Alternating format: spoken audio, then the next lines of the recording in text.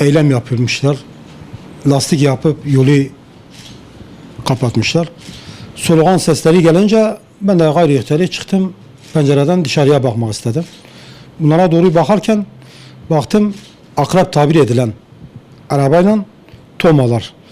Tomalardan karşıya doğru direktmen ateş edilen gazlardan ateş ediliyordu. Bu akrepte ise yukarıya doğru ateş etme şeyinde olan büyük kapsüllü şeyden ateş etti. O anda benim hanım bağırdı. Hanımım da salonda ufak oğlumu yatırmış. Bu kızım da balkonda yatıyor.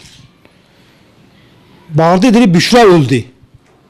Büşra öldü deyince ben fırladım. Geldim mutfakla salonun odasının kapısının orada o gaz kapsülü dedeleri yerde dönüyordu. Komple zaten mutfak gaz dolmuştu. Gayri ihtiyari ama elimi attım zaten gözümden hiçbir şey göremiyorum. İçeri komple duman. Gayri ihtiyari kendimiyle pencerenin yerine yetiştirdim. Pencereden dışarıya attım. Balkon şeyinden. Geldim. 1 yaşına daha girmemiş olan oğlum yerde zaten yatıyordu. Uyku halindeydi. Mosmor olmuş, ses çıkmıyor. Çocukta ses diye bir şey yok. Simsiyah ile mosmor. Ama kanepenin örtüsünü çektim. Çocuğu buna sardım. İçimden geçen dedim zaten Büşra ölmüş. Bari bunu kurtarabileyim. Onu sardım.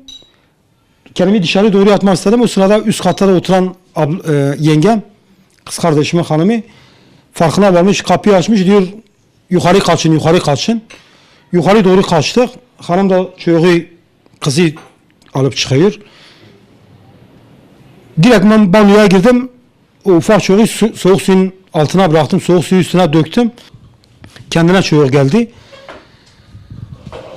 O sırada kardeşim de telefonla 155 ile konuşuyordu. Diyordu işte abimin evine gaz bombası gelmiş.